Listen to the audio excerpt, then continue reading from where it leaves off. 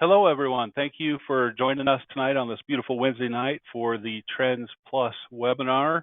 Here at CattleFax, we thank you for coming, and we also thank our sponsor, Elanco Animal Health. And so we'll just go ahead and start here. And, first of all, we're sponsored by Elanco. We'd like to thank them. We have Dr. Mark Hilton on the line with us today, and he's going to be doing a little presentation at the end. So we'll just go ahead and talk a little bit about what we're doing. We're going to first have a little cattle, grain, and protein market update with a little bit of an outlook for summer and fall calf and feeder cattle outlooks. Then Tanner Ahern will take over, and he'll talk a little bit about the recent cow-calf survey that we have done here at CattleFax. That'll be followed by Dr. Mark Hilton from Elanco, and he will talk about pasture management and sustainability survey results. So let's just go ahead and jump in the data, as we want to be respectful of your time. My name is Troy Bockelman. I'm an analyst here at CattleFax. If you want to get a hold of me, it's tbockelman@cattlefax.com. This will be recorded, so if you need that email, you can go back and look at that.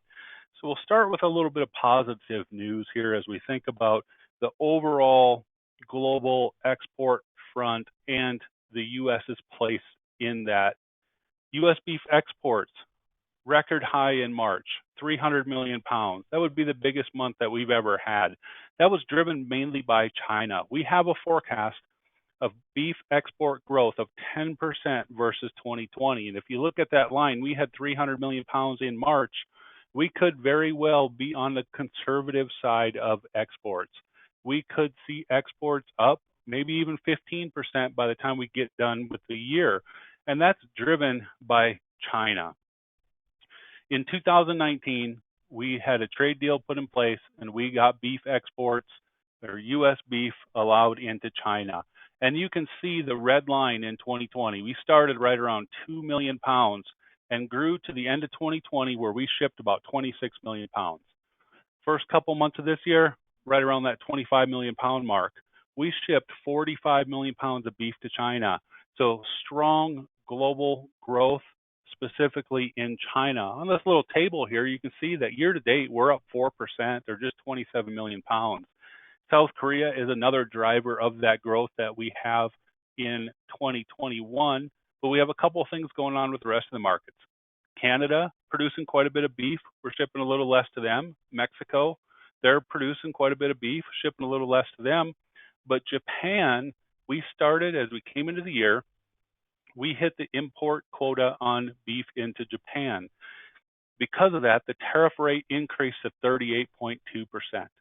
We have now started a new fiscal year in Japan, and so we will likely see, well, we did see the tariff rate reduce back to the normals level where we're competitive with Australia, so we'll see growth in Japan. So when you look over around the whole kind of complex, Greater China, seeing the strong growth, we'll likely see that continue for the rest of the year. Now, Australia went through a drought there in 2018, 2019. They liquidated their cow herd. Now they are starting their rebuilding process, and slaughter was down 20% in 2020. It'll be down another 2.5% in 2021. So this does a couple things. 90% of beef exports or imports into Japan come from Australia or come from the U.S. Beef production in Australia below year-ago levels, slaughters below year-ago levels, and we are now at a equal trading tariff rate with Australia, so that'll improve that exports to Japan. South Korea will be another country, but also China. Australia is a big exporter of beef to China, and we'll be able to take some market share from them. So not only does Australian cattle slaughter being below year-ago levels and at the lowest point it's been since 1988 help the export front, it'll also reduce beef imports into the U.S. We import lean trim, we mix it with our hamburger, or with our 50s, and then we sell hamburger. Well, Australia has a lot less lean trim available because of their slaughter pace, and so we're expecting beef imports to be down about 8%. Now you can see in 2020, when the cutout was on fire, 90s on fire, We imported a lot of product through that time period. That's not likely to happen this year, even though 90% lean trim is up there at that 245 level. We'll still likely moderate our imports back to more of a normal, that 5-year average pace. What that will do is the U.S. will be a net beef exporter in 2021 because of that pace. So bringing it back to the cattle markets, the slaughter pace. We have a couple of things going on when we think about slaughter. We have reduced capacity due to COVID, social distancing guidelines, workers not showing up to work, not being able to find workers, things like that going in the plants that has reduced the slaughter capacity. But we still are working through the front end supply that we built up a year ago when the plants shut down about this time a year ago. So we'll see slaughter seasonally increase from May into June. Last week, we posted a 535,000 head a week fed slaughter pace. That is what will be needed when we go through June to keep this slaughter forecast on track. If we can harvest the cattle here, 535 in June, 529 to 530 in July, 515 in August, we will continue to work in that front end supply of fed cattle, and that will help the leverage come back to the cattle feeding segment. So you take trade, you take beef production, and you do the balance sheet effect, and we look at per capita net beef consumption. Per capita net beef consumption, even though we're producing record beef this year, will be steady with a year ago because of that balance of trade. If imports and exports were flat, you would see about a pound to a pound and a half more beef consumed in the U.S. in 2021. Because you have increasing exports and decreasing imports, that removes product from the domestic market, which is supportive to the overall beef complex. Now, when we think about support to the beef complex, with steady per capita supplies, it's hard to picture where prices in the spot composite cutout are getting above that $3 level. They're currently sitting here right around that $3.20. So what happened? Well, a year ago, that big spike up to $4.50, that was when the plants shut down. This year, plants didn't shut down, but we've had two strong exports, less imports, and we also have had to refill the food service pipelines from all the restaurants that were shut down over the course of the last year, now reopening. That has led to a skyrocketing spot composite cutout. With the slaughter pace increasing, we'll likely see this roll over here pretty soon and get more into a trading range. And if you want to call the trading range like 230 to 270, something like that for the rest of the year. But recently we've had strong prices. And with that, the demand measurement. Well, we're not competing with demand of a year ago. We've had strong beef demand here in the U.S. I mean, I think it's important to recognize that even with everything the country has gone through, beef demand has increased the last couple years in the U.S. But when you think about that, and you think about the Fed prices today, trading cattle this week at 119 to 120, spot composite up there at 320. There is a disconnect between those two prices. The leverage ratio that we look at, which would be the Fed price minus the drop credit as the percent of next week's composite cutout, is sitting here well below the 5-year average and well below 2019. This is indicative of the front end supply that we have marketing each week relative to the slaughter capacity. There is just more cattle that need to be harvested than there are hook spaces. Now, that isn't expected to be a long-term phenomenon. We should start to get leverage back as we move through the year, especially if we keep that slaughter pace higher. So when we think about this leverage situation, at some point, the leverage is going to come back to the cattle feeder, and that's going to be very supportive to fed cattle prices. We also have a beef cow inventory number that's moving lower over the next couple years. Our expectation is that on January 1st, 2022, we will see a 350,000 head decline in the beef cow numbers. And because of that, we will have smaller fed cattle supplies going forward. Now, if you're putting the pieces of the puzzle together, we have strong beef demand. We have strong exports. We have less imports. So over the next couple years, we have tightening beef supplies in the U.S. on strong demand, and we have a capacity at the packing level that's going to start to favor the cattle feeder. So looking at 2020, you actually harvested 120 or 112% more cattle than the Monday through Friday packing capacity allowed. Now, what did that mean? That means that you have to have big Saturdays to be able to get above 100%. 2021, that's numbers going to about 109%. But look down there towards 2023 and 2024. We'll have increasing slaughter capacity as some plants come online or add capacity. Hopefully some of these social distancing measures go away or get lessened. And you have a smaller fed cattle supply in the years ahead. This is going to bring all the cattle prices up to that next level. Think those levels we had in 2013 and 14 type situation. The same thing we had in 2014, 94%, 2015, 93%.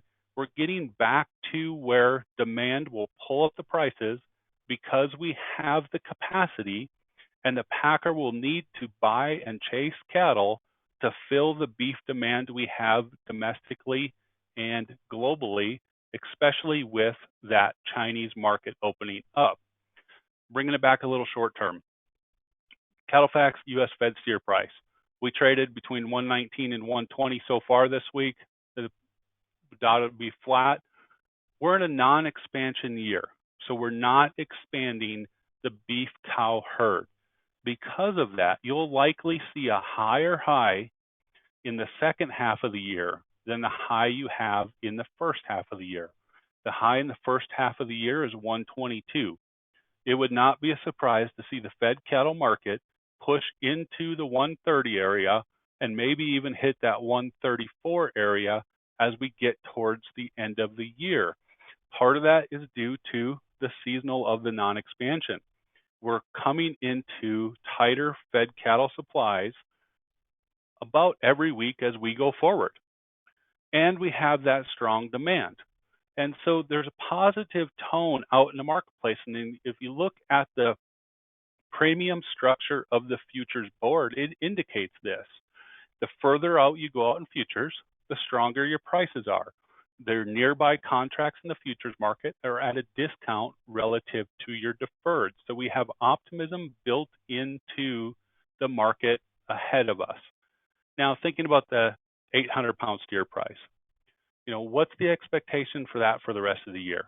The expectation is we've likely put in our low right there, right around that 132 area, 131 to 132 for a CattleFax U.S. average price. This has the potential for a 160 market as you get into your fall high. Somewhere between the 155, 166 would be my call today because we're going into tighter supplies.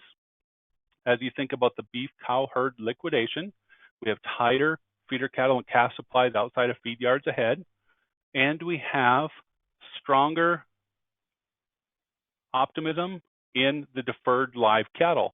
Think about when you're placing in September, you're placing into kind of April of next year. You have April's futures right up there at 132 today. That's $10 higher than the spring high of 2021. So you have optimism in the deferred futures, which you're placing the cattle against, slightly smaller supplies, the feeder cattle and calves. And so looking at that, you could see a 160 price for your 800-pound steer as you get into the fall. Now, switching it to the calf market, a couple of things to note here. On average, they call on average 8 out of 10 years. 8 out of 10 years, you'll get a better price in your video auction than you will in the spot market in the fall. This is one of those years that it could be the 2 out of 10. You may not get a better price on your video sale, but it likely won't hurt you to be in a video as you think about your marketing plan for your calves this fall. Our expectation is the highs in, as you sit here, right around 176 to 177. Strong support at that 160 level for a fall low in the 550-pound steer price. Utility cow prices up there pushing between 66 and 70 today. Likely keep that range as you get into August. As you get further out into the year, September, October, November, this is where the drought is going to matter. The western part of the U.S. is in a pretty significant drought. If we liquidate more beef cows as you get into the fall, you could see this price pressured. Yet on the other hand, you have strong lean prices and you have a strong utility cow cutout. So just going forward, somewhere around that $56 to $60 mark for your fall low on utility cow prices. Now, switching over and talking about grains a little bit. These two charts are the U.S. Drought Monitor on the left-hand side from a year ago. That'd be May 12th of 2020. On the right-hand side, you have May 18th of 2021. And oh boy, what a year can make. You look at that chart and all the red that is on the right-hand side. There's a significant amount of cows in that area. If that drought continues, or if that drought starts moving to the east, you could see a greater beef cow liquidation as we get into the rest of the year. On the other hand of things, we're thinking about the corn market. So corn is 90% planted. We about have that stuff in the ground. We'll be looking at crop development from now. And what is that July precip and temperature going to be for corn yield? Does this drought start moving to the east? Looking at Minnesota, Iowa, Wisconsin, and Michigan there. Do we see that drought start moving a little bit lower into Ohio and Indiana? These will be the watch items as we're going into this crop growing season, because that can play a pretty significant role in these markets. This chart here is just spot corn futures and stocks to use by the market year. On the bottom axis, you have the final stocks to use number. On the left-hand axis, you have the market year average futures price. We're sitting with old crop stocks to use at 8.5%. The line is right below, or pretty far below, the trend line. That's because we started a year ago in May at 22% stocks to use. We didn't get the 97 million acres. The yield started moving below trend. Prices started increasing, and as we got into November and December of last year, we started getting into that tight stocks to use level, and the corn market skyrocketed.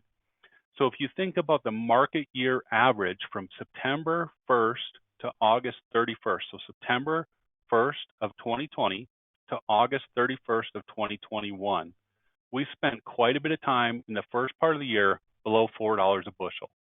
That's why the line is significantly below the trend line. Now let's look at what the futures market is pricing in for the next marketing year.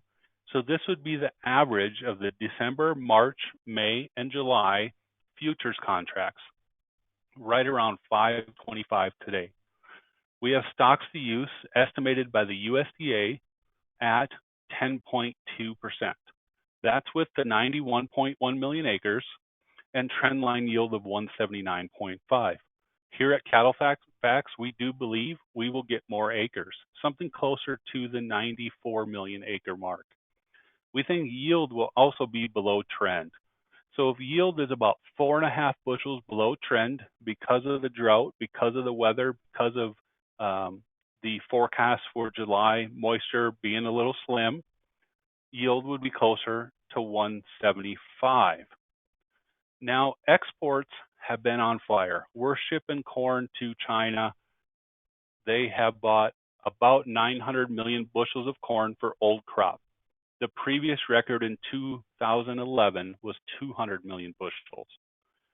They're buying already for the next marketing year. So we think that the USDA export forecast at 2.45 billion bushels is a little light. We think it's something closer to 2.6.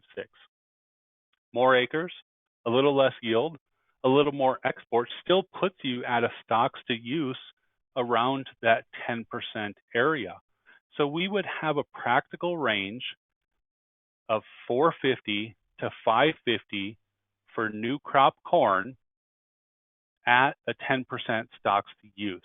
Now you can see if we have yield that's smaller or we don't get the acres and stocks to use tighten to that 8%, there's significant risk to the corn market higher.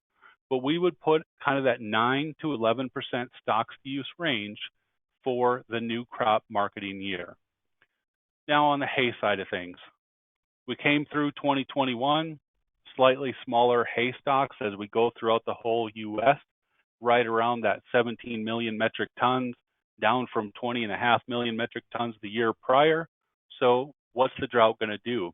There's a significant portion of pasture land in a drought, and we'll likely see a smaller hay harvest this year.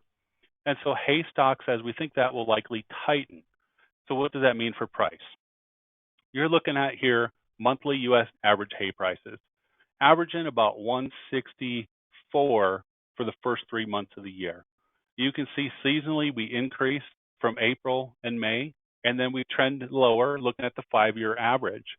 If we don't get the hay harvest that we need this year, and we start to see those stocks tighten a little bit, we'll likely average around that $170 a ton for the rest of the year, somewhere around that area. Not as high as the 2019 prices throughout the summer, but not as low as those prices as you get into the rest of the year, because we'll have some tighter stocks.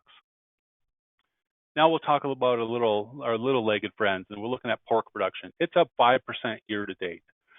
We'll likely see pork production moderate a little bit. We have a few less hogs in the pipeline as we go through the rest of the year. Slaughter will come down a little bit. When we finish the year, pork production will be roughly steady with year-ago levels. But just like on the beef side of things, we have strong demand here domestically for pork. Looking at the top chart here, you have the daily USDA pork cutout price. We've exceeded the 2020 COVID plant shutdown high. So we have strong demand for pork. Looking at the bottom chart here, strong demand for pork. We have an index of 140. The 10-year average is closer to 105 to 110. So you can see the same thing that's going on in the beef complex, refilling the food service pipeline, good exports, a little less imports, and strong domestic demand is lifting all of these proteins higher. The same is going on with the poultry market as well. Broiler production down 1.7% year to date. Look at the first quarter there, down 3.1%. Second quarter expected to be about 2.2% higher. Third quarter about 1.2% higher. Poultry prices, just like beef and pork, are on fire as well. But let's look at per capita consumption on the bottom slide. Per capita broiler consumption is expected to be down about 0.8 of a pound from a year ago. And that change in consumption is driven by trade. Just as beef got opened up to the Chinese market, broilers got opened up to the Chinese market as well. And China is now coming in to the US market and buying pork, they're buying beef, they're buying poultry, they're buying corn, and they're still buying soybeans like they used to. So there's strong demand dependent on that Chinese market. So we'll go ahead and we'll pass this off to Tanner Ahern, and he can tell you about the cow-calf survey. Thank you, Troy. As we get things switched over here, one thing, if you do have a question as we go through the survey or have a question about what Troy just went over, don't be afraid to type that in the chat box. We should have some time at the end, have a few minutes or so to answer some of those questions, and we'll try to get everyone taken care of from that standpoint. As Troy mentioned, I'm Tanner Ahern. I run our cow-calf survey that we do every year. I've been doing that for a few years now. So we'll walk through some of those results. Obviously, Troy painted a pretty good picture longer term for the cattle markets, and I think all things are starting to line up in our favor. It's just a matter of time before we get that completely turn that corner. So we'll walk through the survey to kind of show how do you capitalize on those higher markets expected going forward? What can you do as a producer to try to maximize the value received for your calves and ultimately maximize your bottom line? Just to give you an idea of what the sample looked like in this last year's cow-calf survey, obviously we're measuring what went on in 2020. The average cow herd size was 378 head. Obviously, that's way bigger than anything you would see from the USDA, way bigger than your US average cow herd size. But I also think that's a good thing because we're picking up a few more of those operations that truly try to make ends meet for their cow-calf operation. You know, from a financial standpoint, they rely heavily on their cow herd. Your cash cow costs, which it's important to note that this does not include return to management or depreciation, just strictly looking at cash cost, was down about $6 per cow at $5.95. If you look at what's gone on over the last 3 or 4 years, we've been within range of that $600 mark of about $4 or $5. So anywhere from $5.95 to $604 per cow has kind of been the range for about the last 4 years. I think you guys are all well aware of what happened for the revenue and the price side. Probably don't need to remind anyone as far as that goes. When we look at weaning weights, steers steady at 568 pounds. Your U.S. average weaning weight for heifers was 525. I do want to make a comment about this bottom line here that says 84% of the producers plan to expand or maintain the cow herd size in 2021. Each year we also ask, you know, what do you expect to do a year from now? And in this instance, it was 2022. But last year when we asked the question about 2021, people were a little optimistic, and I think you can justify going into 2020, you know, to be optimistic about 2021. Last year, 92% of the producers said they would expand in 2021. But obviously, with what's gone on over the last 12 plus months with the pandemic and whatnot, it's kind of several producers have kind of toned down their outlook for expansion here in the next 12 months. As you look forward on down the road, a lot of optimism out there, and you can certainly justify that for 2022 as 95% of your producers plan to expand or maintain next year. As we break down the regional cash cow costs, first off, our biggest sample comes from the northern plains, the southern plains, and the southeast region. Probably no surprise there, as far as we all know that's where the biggest portion of the cow herd is here in the U.S. The biggest change that we saw last year was a reduction in cow costs in the northern plains, down about $24 a head. I think a lot of that is attributed to the fact that if we think about winter 2020 versus winter 2019, it was a lot milder in a lot of those regions and those states up in the northern plains. Also, as you saw on the Troy's chart, the hay price was lower in 2020 on average relative to 2019. The only region that saw an increase last year was your Corn Belt region. Once again, your southeast region saw the lowest cash cow costs, and then even with the decrease of $24 a head, your northern plains region still saw the highest cash cow costs of all regions. I think a big part of that is your higher land values and potentially even higher property taxes in some of those states. And to kind of support that reasoning, we threw in a new question this year looking at pasture leasing. And the way you read this chart is the green bars represent what % of producers lease pasture in the respective regions. So in the US, about 60% of producers lease pasture. Your blue bar represents Of those that lease pasture, what percent of the lease ground represents their grazing needs? So you can see the U.S., for those that lease pasture, about just shy of 60% of their grazing needs comes from rented ground. As you look at the different regions, obviously Northern Plains and the West stick out. I would imagine a lot of the Western region is your public land leases. Your smallest lease comes from the Southeast, where only about 45% of the producers rent ground, and the rented ground only makes up about half of their grazing needs. But as we look at the Northern Plains, almost three-quarters of the producers rent ground, and it makes up about 60% of their grazing demand.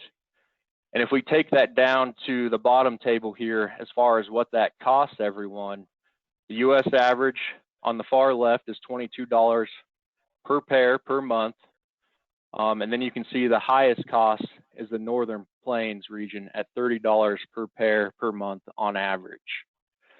The lowest is the Southeast region at $16 per pair per month. So as I mentioned, the Northern Plains sees the highest cash cow costs. You know, they probably, due to the feed bill, also potentially land or lease rates being a little higher than some of the other regions around the country. Another thing we do with the survey is we break down the producers into three groups. We have our low return producers, the least profitable, average return, and your high return producers, which would be the most profitable, and are also oftentimes the lowest cost producers as well. But what we find every year in the survey results, or can make some connections to the high return producers, is that there's four big things that they don't sacrifice on. That's animal health, nutrition, genetics, and marketing. And three of those things, the top three bullets, impact the single most important economic trait, and that's reproduction or fertility. You know, it really comes down to getting the cows bred, having a live calf, and sell them in the fall or whenever. I mean, it's hard to make a living if you can't get your cows bred on a consistent and timely basis. So one way to measure fertility is looking at calf crop percent, and the way we measure it is it's weaned calves per cow exposed. And we break this down by the producer returns, with your low return producers, the least profitable, on the left-hand side. You can see over the last few years, it's not a shock if your low return producers have a calf crop percent that's anywhere from 3 to maybe even 4 percentage points below those of the high return producers. And just to kind of put that into perspective as far as how important it is to maximize that calf crop percent, let's say you run a 400 head operation, which would be similar to the sample size from the survey. That 3 to 4% change in calf crop percent would represent anywhere from about 12 to 16 calves fewer that you would sell in the fall or at weaning time if you're a low return producer versus the high return.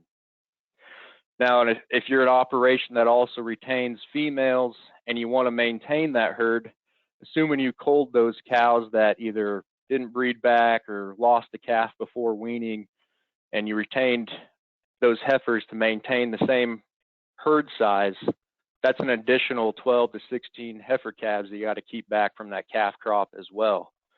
So when you add up just the fewer overall calves at weaning that you have, down 12 to 14 calves, add in those heifer calves you got to keep back, you're looking at anywhere from 24 to 32 calves fewer that you will not be selling at market time as a low return producer compared to the high return producer. So just reinforcing how important the calf crop percent is for an operation.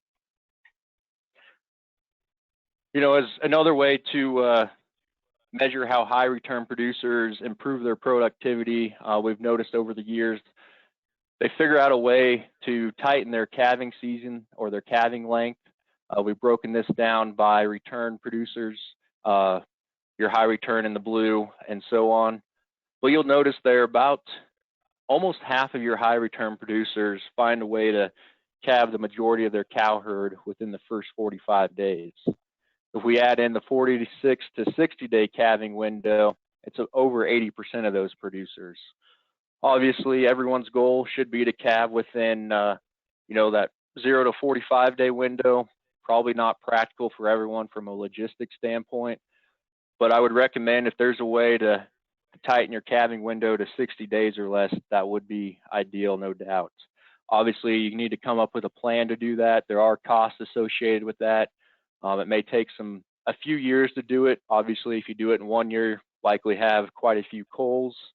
With that said, this year with the drought in some regions, maybe this is the year that you try to tighten up that calving window. You only turn the bulls out for 60 days.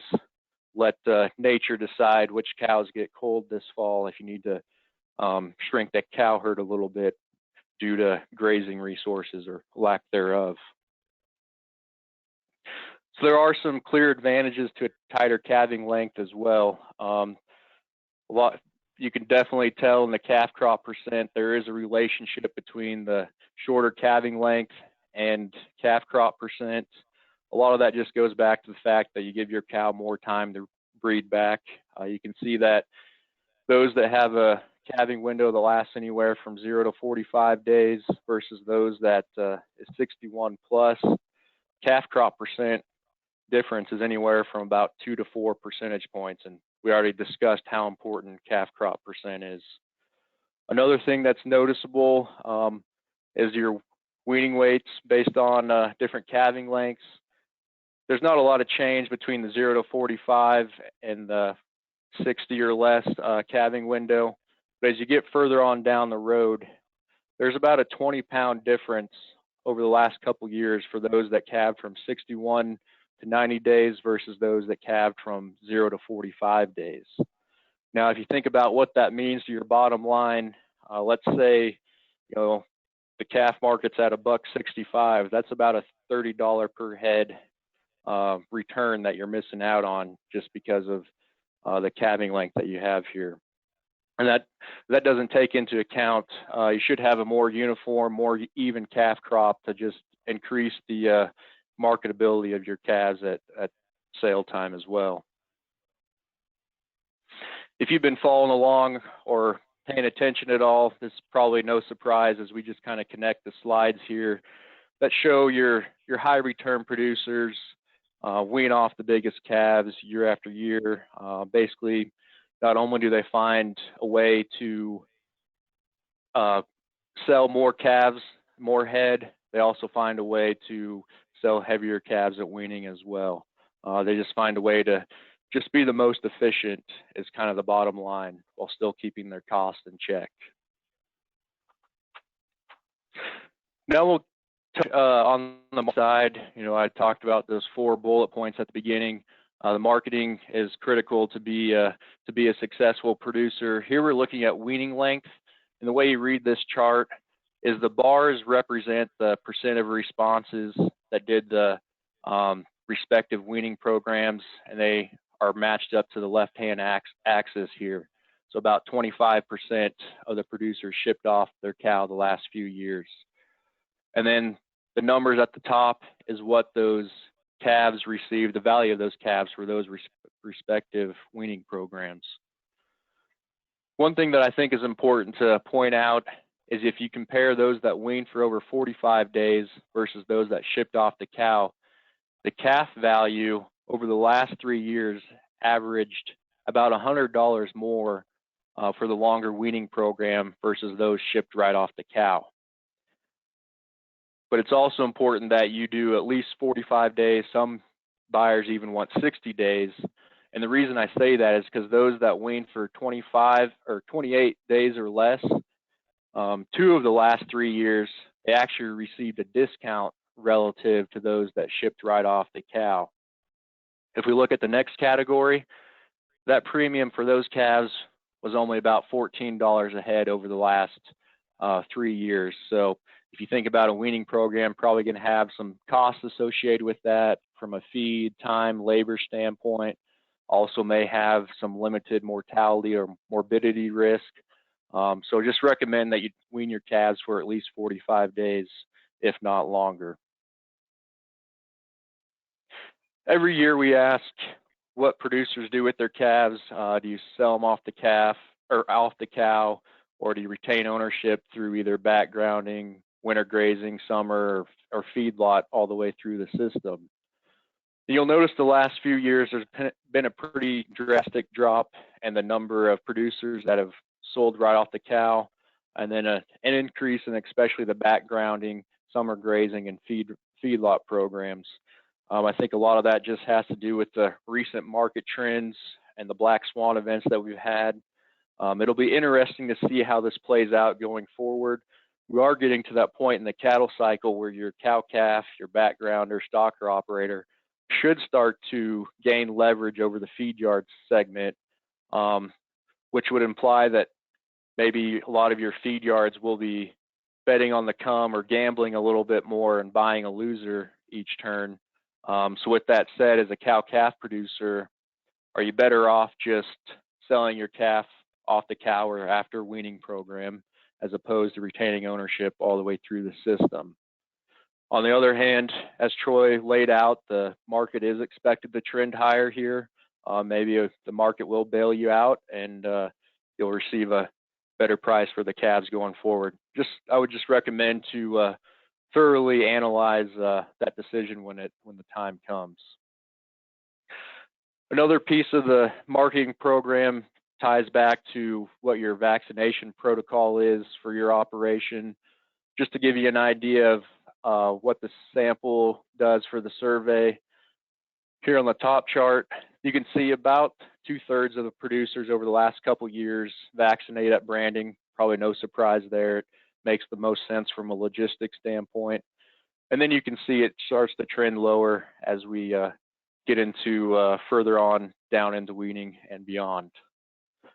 So if we take that back to what that means to your calf value, we're just looking at the number of times the calves are vaccinated in the bars, and then the value of those calves at the top of the bars. And you'll notice that when we go from 1 round of shots to 2 rounds of shots, over the last couple years, those calves have averaged about $85 a head more. Take it a step further, go from 2 to 3, it's about an additional $50 a head.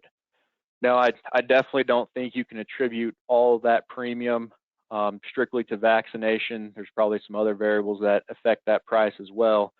But anymore, your buyers expect calves to, have at least 1 and more likely 2 shots, 2 rounds of shots, and they're not necessarily receiving a premium anymore. It's a really hefty discount if you're in this 0 or potentially even this 1 category. So just recommend thoroughly looking over your vaccination program, seeing if there's any improvements that can be made there. It should pay off in the long run, is what this data would suggest. One of the other bullet points in that first slide was looking at genetics. This chart here looks at the relationship between bull prices and calf values, similar with the calf values at the top of the bar and the percent of responses on the left-hand axis. You can see here a large percent of the producers have bought bulls in this 2,500 to 5,000 range over the last few years. But it's also interesting to note that there is a pretty obvious correlation between bull cost and calf values as well. If you go from this second category here, looking at calf values, to this next category over here, the 3-year average difference in your calf value is about $77 per head, favoring the more expensive bull category.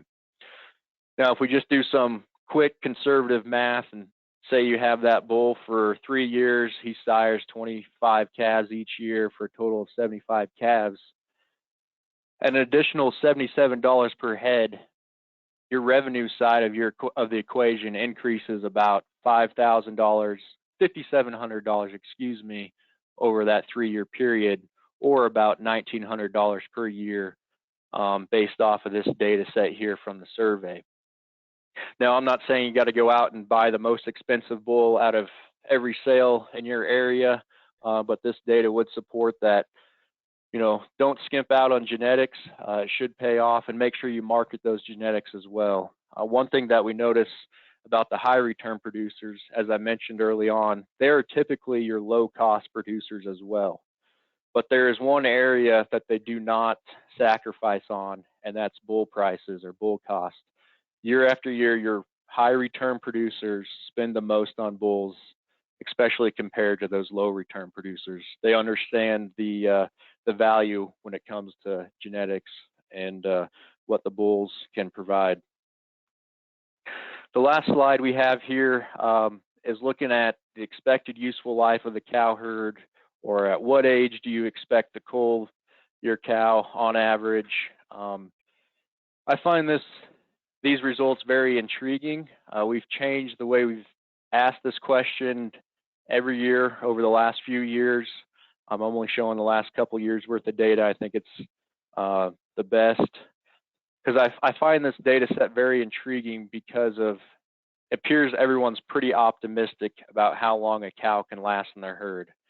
The average age for 2019 was 9.8 years, almost 10 years. And then your 2020 average response was 9.5 years. I'm not saying that people don't have 10, 11, 12-year-old cows in their herd, but I think if we really sat down and did the math, would this number be a little bit further to the left? I think it's because of this optimism, one reason why the female market has stayed well supported over the last few years. But I also think it's important as producers that we're being realistic with ourselves as far as how long we can get a cow on average to stay in our herd.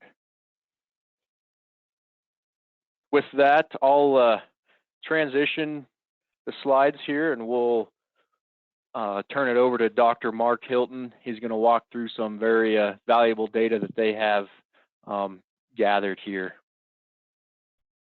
Hey, thank you very much, Tanner. And we're just thrilled to sponsor these CattleFax educational seminars. Every time I listen to these, I learn something, and I know everybody else does too.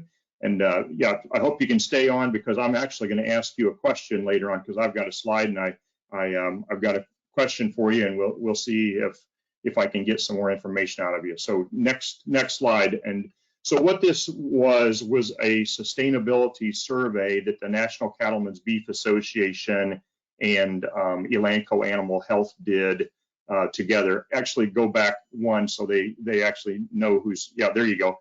And we did this, and we had about 800 responses, and we just wanted to question people as far as, you know, we hear this word sustainability bantered about all over the place, and we wanted to get farmers and ranchers' opinions on the thing. So there's me, Mark Hilton. I'm an Indiana kid, bachelor's and DVM from Purdue. I practiced in a wonderful 80% farm animal practice in DeWitt, Iowa for 15 years with Dr. Bill Spear. It was a wonderful mentor and just a great clientele that I had there. But Purdue called and said, hey, how would you like to come back to your home university and teach? And for 18 years, I was a beef production medicine professor there, took our students out on farm calls every day. So we went out, worked on cattle every day of the week, and enjoyed that a lot. And 5 years ago, Monday, actually, I joined Elanco, and I'm on the beef team with Elanco Animal Health. We have about 7 beef veterinarians. I think there's 6 or 7 beef nutritionists on the beef team, and we also have a feedlot team that's very robust. So been doing that, and I have a seed stock Gelvian balancer herd. So next slide. So I'm going to give you the summary. We did a media review about 2 weeks ago, and I think Sarah Place, who's our chief economic or sustainability officer at Elanco, she used to be with NCBA, a wealth of knowledge for us. She and I did a media presentation for the farm broadcasters, media folks, and gave them a lot more information. But this is the key finding. So we found right off the bat, and we weren't surprised, that the members, NCBA members, ranchers, farmers, showed great interest in caring for the environment and implementing a preservation practices to ensure longevity for generations. And any of you that have ever watched the videos that NCBA puts on for their regional Environmental Stewardship Award winners, the National Environmental Stewardship Award winner, what do every one of those people say? They're holding hands with their spouse and the kids and the grandkids, and they look that camera person in the eye and say, we want to leave this farm or ranch in better shape than what we found it. That's my legacy, is this land. And it's really humbling to hear that. And, you know, I wish the cityfied population understood that a little bit better. But anyway, our survey was specifically asking about the effect of dung beetles and earthworms and how important they are to the members, NCBA members, and really wanted to know about economics. You know, do you see the economic and nutrient benefit improvement of those two species? And so the survey said the members believe that dung beetles help speed up composition of that dung pat, and we know that that's true. And they also did, and they knew that earthworms provide improved soil drainage and improved nutrient availability. And the producers want products that produce safe treatment for both of these helpers. I mean, the dung beetles and the earthworms are working for us for free, right? We're not having to pay them. They're out there improving our land, decomposition of the manure, aerating the soil, etc., for free. So they said, hey, if we can buy a product that is friendly to those dung beetles and earthworms, that's really important to us. And the huge majority of these members utilized a grazing management plan, something like management intensive grazing or rotational grazing terms that you've heard. Next slide. So when we ask the members, hey, what are these beneficial to your pastures? 92% said earthworms and 70% said dung beetles. So the population of farmers and ranchers are very astute at how important these two species are for their farm or ranch. And about half of them, a little over half, had seen dung beetles on their property. Some weren't sure, and some said no, that they hadn't. But the bottom line is they understood how important earthworms and dung beetles are to their pasture and to their soil. Okay.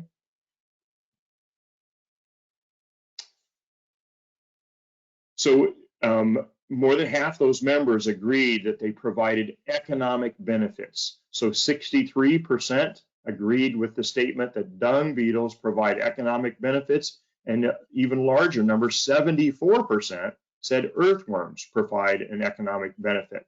So a little bit surprised to see that kind of numbers, but we were really pleased with that. Okay, next. So here's the one I'm going to ask Tanner about. So the research says dung beetles by themselves provide an estimated $380 million of return in economic benefits to producers in the United States. Now, my last name is Hilton, but I'm not related to the people that own the hotel chain. So 380 million is too big of a number for me to get my little head around. So I divided with 380 million by the 31.2 million cows that we have in the United States. And that was an economic benefit of dung beetles of $12.20 per cow in the United States. So Tanner, you showed the cash costs and returns on cattle. If you had to, you know, pull back in your memory and say, hey, over the last 2-3 years, what's been the total return on a per cow basis in the United States, maybe since 2018, something like that? Do you have a number for us when you do figure depreciation, return to labor, etc.? It'd be very small over the last few years, obviously. When you strictly look at cash cow cost, I mean, you'd be looking at, on average, maybe $50 last year on average, maybe $75, $80 a head on average the year before. Yeah, it's kind of what we're thinking, just cash cow cost. So if you add in some of those other variables, you drop that down quite a bit. Right, right. And you know, I didn't ask Tanner ahead of time. I didn't set him up for this. I actually thought of it as he was sitting there talking, and I saw those, you know, out-of-pocket costs. So if we're talking, you know, when you figure all your costs, you know, let's say it was $10, right? The last couple of years. I mean, it's not been great. You know, let's be honest. The last 2 years for the cow-calf guy has not been exciting. So if we can have dung beetles out there working for nothing for us and making us an extra $12.20, gee, that seems like that's important on the thing. So I just wanted to put it in some kind of perspective on the deal. So okay, next slide. Thanks, Tanner. Appreciate that. So this question was asking, would they make purchase decisions based on products that provide treatment that's safe to earthworms and dung beetles? So when we look at these numbers, you know, we've got a very big percentage of the folks that are saying, yes, this is really important to us, that we're going to do this. You know, 38. So we've got about 80% on earthworms that say much more likely or slightly more. And on the dung beetles, it looks like about 72%. So purchasing a product like Cydectin, injectable or pour-on dewormer that's very friendly to earthworms and dung beetles, gee, if that's making an extra $12.20 just by having the dung beetles in there, wow, all of a sudden buying the lowest cost product may not be the smartest idea. Sometimes the unintended consequences of a product are more important, you know, to look at. So again, you know, we've done research. The research says Cydectin would take 800 times the dose of Cydectin, 800 times the dose of Cydectin to have a negative effect on earthworms. So very, very safe products. It's in a different class than the other macrocyclic lactones. It's a milbomycin product. So they found that those are really, really safe for earthworms and dung beetles. Okay, next slide.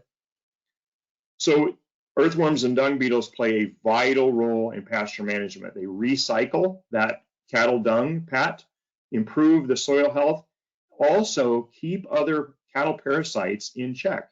So the dung beetles are actually ingesting hornfly larvae that are in the feces, they're ingesting internal parasite larvae, so they're cutting down on internal parasites. So again, the dung beetles are working for free, not only to help get rid of those dung pats and give you more pasture to graze, but they're also helping to eliminate flies and parasites. So tremendous benefit to the dung beetles. So more pasture land for grazing, right? Because the cows won't graze right next to the fecal pad. If that fecal pad is recycled and burrowed down into the soil, then the cow's going to graze a lot closer and there's going to be more grass. So we know that increased pasture land increases productivity. And again, I talked about reducing the spread of internal parasites because the dung beetles actually ingest those internal parasite larvae, Ostratasia, Haemonchus, etc. Okay, next.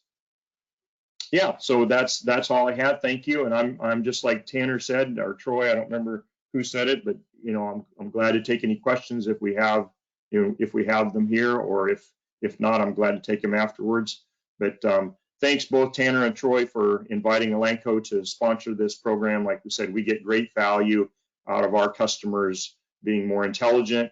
Hearing about your awesome talks about management is so important. I love the fact that the research shows that the high profit producers do not compromise animal health, nutrition, genetics, and marketing. So from an animal health company standpoint, that producer is spending between 2 and 5% of the entire cost of taking care of that cow for a year on veterinary medicine and veterinary services. So that tiny percent, we are so glad that the top producers are not compromising that those dollars, and we appreciate that.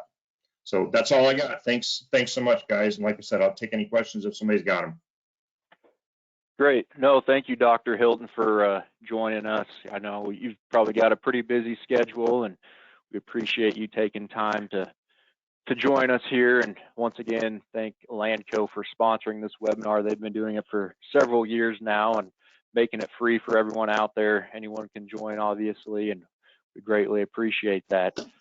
So with that, we do have a few questions typed in here in the chat box. I know we're getting tight on time. If you need to leave, I completely understand, but we'll go over a few minutes here and answer some of these questions. Troy, we've got one on the feed stuff side. I know you're kind of our grain guru and feed stuff expert. What are your thoughts on the feed stuff outlook here in the short term in June and July? Is there any benefit in waiting as far as purchasing goes, or what's your outlook here over the next couple months for feed stuffs?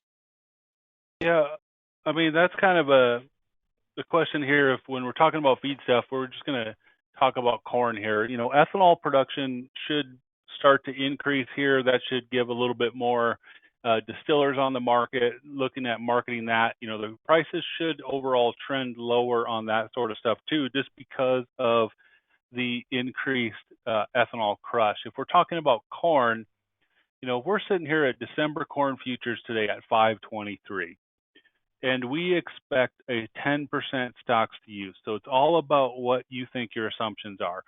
My assumptions are we get 94-ish million acres, yield is slightly below trend, but we get a little higher exports. Then, you know, we would want to wait on buying some corn. You know, if decent corn gets down there at, you know, 484, there's a gap in the decent corn chart around just north of 475. You hit that gap, maybe you want to start buying in that area there. That would be a possibility. But the risk is, you know, 450 corn in Dees if we get the 10% stocks to use. Maybe we don't quite get to 450, maybe 475, so you're buying somewhere around there. You're not trying to pick the low. If you think we're not going to get acres or yield is going to be smaller than 175, we'd be wanting to lock in some corn.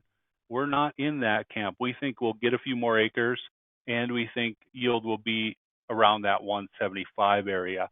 If you think Mother Nature is going to provide trendline yield 179.5, we would not be taking a position in the corn market. So it's just about the assumptions. We have the June acreage report that will be released here at the end of June. That will give us our acres going from there, and I would say the risk is probably lower from here. Corn has priced in the 8% stocks to use, and we're probably sitting closer to 10%. Yeah, and I would also add, as far as like maybe on the hay side, there's going to be huge regional differences at this point. If you think back to that drought monitor that Troy showed with the western half showing a lot of dark red, it really comes down to Mother Nature at this point. We're still technically in a La Nina weather pattern, which is typically not favorable for the central and western part of the U.S. If we break out of that weather pattern, maybe we get a little more moisture in some key areas. We got time for another question here. How do you weight capacity versus labor shortages as far as the real reason for not increasing slaughter rates? Well, we really haven't changed capacity in a big way. Your infrastructure, your brick and mortar, we haven't changed that much over the last, since that drought there or following the drought there in 2014, when we saw some of those plants close. We haven't changed the number of facilities or plants very much. So I think here right now, we're still dealing with the effects of COVID. As Troy mentioned, you had the social distancing protocols implemented. Then as far as getting labor to show up, it's been a challenge with some of the unemployment benefits out there. They preferred to maybe sit on the sideline and collect some of that as opposed to showing up at the packing plants. We've had to run hard on Saturdays. That's wearing out both the plants and the workers. Been doing that for several years now. So I think here in the short term, it's a combination of both, but we do have the capacity to kill more than what we have done here in the short term. If you think back to 2019, I can probably pull up that chart here quickly, what Troy showed on the slaughter side of things. You know, you can see the green line in June, we're above what we've got forecasted for June 2021. The black dotted line, that goes back to the social distancing and labor force issues right now. We'll do one more question. Let's see, what do we got here? Scroll.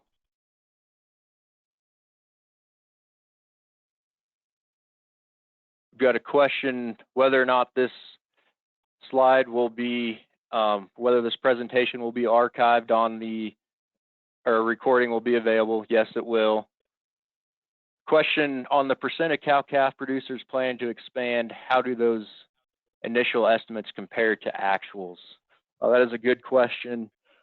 You find year over year that it seems like the cow-calf producer is optimistic when it comes to expansion or liquidation. They would have plans based off the survey data. A large percent of them plan to expand every year. But as you think back to what the cow numbers have done here recently, whether it's Mother Nature or profitability in force, we've seen some liquidation. So it appears that most of your producers have intentions to expand. Doesn't always pan out that way though. We're getting short on time or running over, I guess. If you have any more questions, don't be afraid to send them to myself or Troy. You can see there on the screen. If you have any for Dr. Hilton, you can send them to us as well, and we'll be sure to pass them along. I just want to make a note. We do have an upcoming seminar for CattleFax, the risk management seminar, June 23rd through the 24th. That'll be an online virtual seminar. So if you have any questions about that, reach out to us and we'd be glad to help you. Lastly, as I mentioned, we do have a recording of this webinar. We'll send out an email, plan to send that out tomorrow morning so you can go back and review the material. With that said, I apologize for keeping everyone a little longer than scheduled. We greatly appreciate you guys joining us this evening. I know everything's pretty busy this time of the year, pretty hectic out there, but we greatly appreciate you guys taking time to join us this evening. And once again, want to thank our sponsor, Elanco Animal Health. And with that, I hope everyone has a great rest of the evening. Thank you.